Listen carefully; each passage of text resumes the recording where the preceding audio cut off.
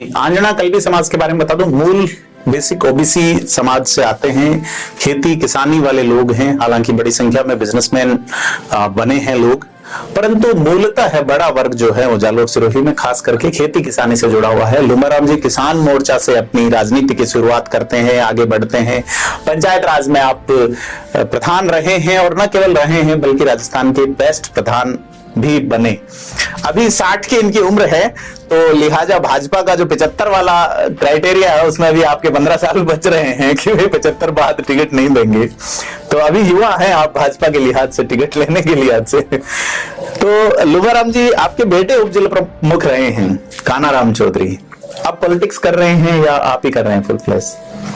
नहीं, अभी वो पॉलिटिक्स में नहीं है, काम कर रहे हैं। काम के लिए मैं जब तक मैं कर रहा हूँ तो वो उस समय जिला परिषद का उन्होंने टिकट दिया था और कोई नई वरिष्ठ कार्यकर्ता उन्होंने बना दिया। बाकी भी पॉलिटिक्स में वो ध्यान नहीं दे रहे। ठीक है, हाँ, जब इलेक्शन आते हैं तब उनको, जैसे हमारे अब के भी इलेक्शन थे, ओटाराम जी को टिकट मिला था तो उनके लायक युवाओं को के साथ में लगाया तो काम करवाया है।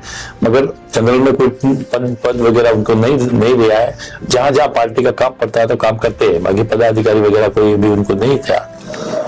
मेरा जो पहला सवाल था कि जालोर में बहुत ज्यादा कैंडिडेट है आपके समाज में, सांचौर की सीट 3 चुनाव हो गए कि कल्बी समाज बीजेपी को टिकट देती है और वो हरा देते हैं कैसे करके। इसलिए मैं पूछ रहा था कि क्या सिरोही में भी ऐसा है कि आपके अलावा भी कोई हो?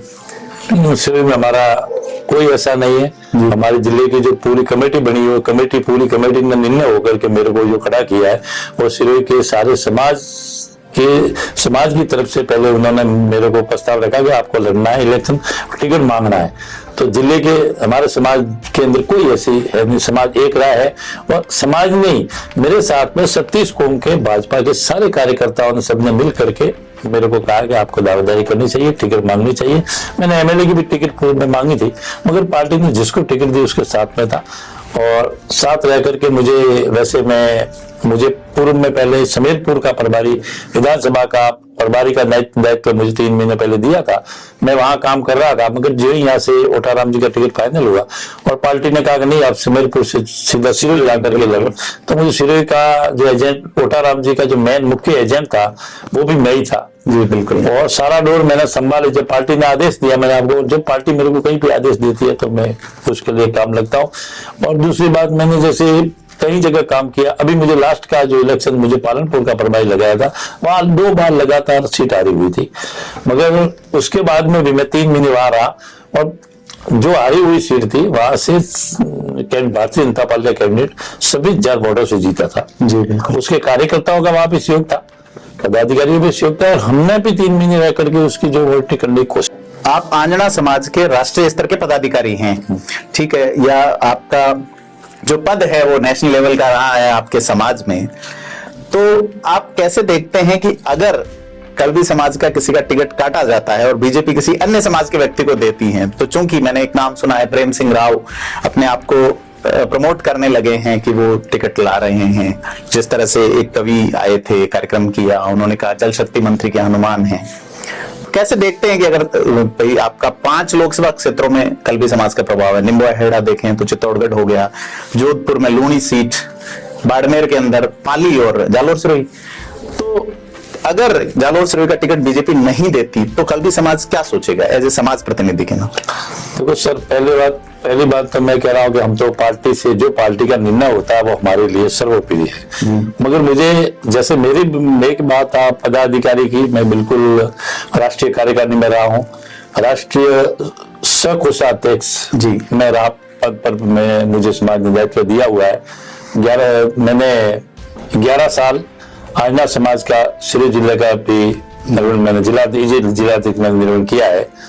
तो जहां तक आप कह रहे हो कि वहां पर अखिल भारतीय, आप राजस्थान ही नहीं, अगर हमारा जो अखिल भारतीय आंजना की जो कमेटी बनी है वो ठेठ मध्य प्रदेश और इसके अलावा भी मध्य प्रदेश, राजस्थान, गुजरात, सभी जगह हमारी ऑल इंडिया की जो कमेटी बनी है उसके मेरे साथ में। और अगर टिकट पार्टी देती है तो राजस्थान में तो फर्क पड़ेगा, उसके अलावा भी फिर मध्य प्रदेश, राजस्थान तक, गुजरात तक इसका फर्क पड़ेगा। देती है तो फर्क पड़ेगा, नहीं फर्क पड़ेगा। मैं रहा हूँ, ये लगता है पॉलिटिक्स नहीं देती है तो सह-कोषाध्यक्ष मैं रहा हुआ हूँ समाज ने मुझे दायित्व दिया था, उसको मैं निभाने की कोशिश की थी। तो बीजेपी ये सोचती है कि 4 टिकट बीजेपी देती है कल्पी समाज, आंजना समाज को, कांग्रेस 2 देती है, एमपी का नहीं दे। तो जब आप कह रहे हैं देने से फर्क पड़ेगा, तो राजनीतिक रूप से ये भी लगना चाहिए कि नहीं देने से भी फर्क पड़ेगा। मतलब पॉलिटिकल एनालिसिस के नाते मैं बात कर रहा हूं। खैर, चूंकि आप पार्टी से बंधे हुए हैं, लिहाजा मैं आपकी वो जो भाव है उनको समझ सकता हूं। एक सवाल यह है कि जालोर में कल्पी समाज के बहुत सारे नेता टिकट मांग रहे हैं। दानाराम चौधरी है, पूराराम चौधरी के भाई हैं नरेंद्र जी, एक चार्टर्ड अकाउंटेंट है रामचंद्र आर.डी. चौधरी जी। इसके अलावा आपके जो एमएलए थे बीनमाल के, क्या पूराराम जी भी मांग रहे हैं। इसके अलावा भी कई कैंडिडेट अभी निकल के आ रहे हैं। सिरोही में कितने हैं ऐसे आपके समाज से पर्टिकुलरली? जहां तक टिकट मांगने की, तो मैंने आपको पहले बता दिया कि भारतीय जनता पार्टी के कार्यकर्ता है, टिकट सबको मांगने का अधिकार है, वो मांग सकते हैं। मगर मैं जो उम्मीदवारी की है वो केवल समाज की वजह से नहीं है। मेरी जो उम्मीदवारी है वो 36 कौम के कार्यकर्ता, मेरे कार्यकर्ताओं ने मेरे को उम्मीदवारी कराई है। सभी मंडल 101 इकट्ठे होकर के सभी पदाधिकारी जिले के, और जिले के सारे पदाधिकारियों ने कहा कि आपके नई सिरोही से आपको टिकट मांगनी चाहिए और हम चाहते हैं आपको टिकट मांगो।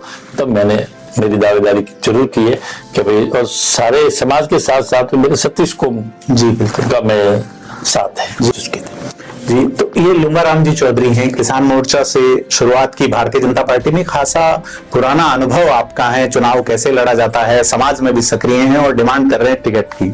आज जयपुर आए हुए हैं पार्टी के बड़े पदाधिकारियों से मिलने, हमसे टकरा गए। हमने कहा चलो बात करते हैं। स्टूडियो में किसान नेताओं का कम आना होना होता है, वो फील्ड में ज्यादातर सक्रिय रहते हैं, फिर भी लुंगाराम जी हमारे स्टूडियो में आए, हमसे बात की। बहुत बहुत धन्यवाद लुंगाराम जी आपका, और हमारी शुभकामनाएं आपके साथ हैं। धन्यवाद।